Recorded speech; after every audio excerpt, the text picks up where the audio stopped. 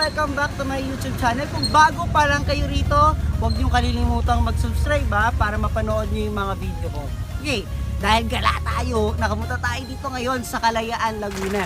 Barangay Longos, Kalayaan, Laguna. Papunta dito sa along the way, papuntang Barangay San Antonio, Kalayaan, Laguna. At nakadiscover tayo ng panibagong kapihan. Gusto niyo malaman? Tara, Jim! So, nandito na tayo sa Ruby's Cafe and Bistro, kapihan sa Tanawan. Bakit Tanawan? Kasi ito yung tinatawag niya ng Tanawan. Kita kasi dito yung view ng Laguna de Bay. Okay? So, ito yung mga hinahanda nila. Brewed Coffee, cappuccino, mocha, cafe latte, iced coffee, and chocolate. Okay? So, sila yung makikita nyo rito, si ate at si kuya. Magjawa kayo? Ha?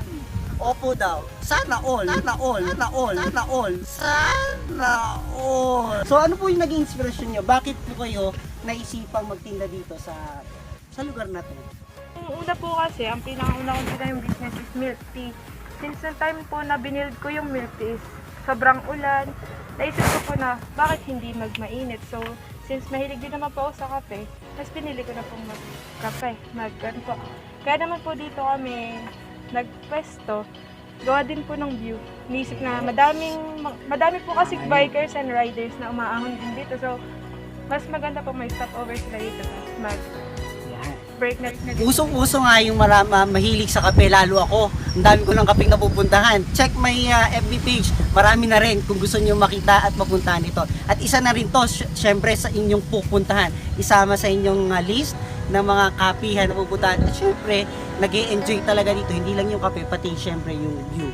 Open sila every Saturday and Sunday umaga at saka hapon. May schedule sila, so for more updates, check their FB page.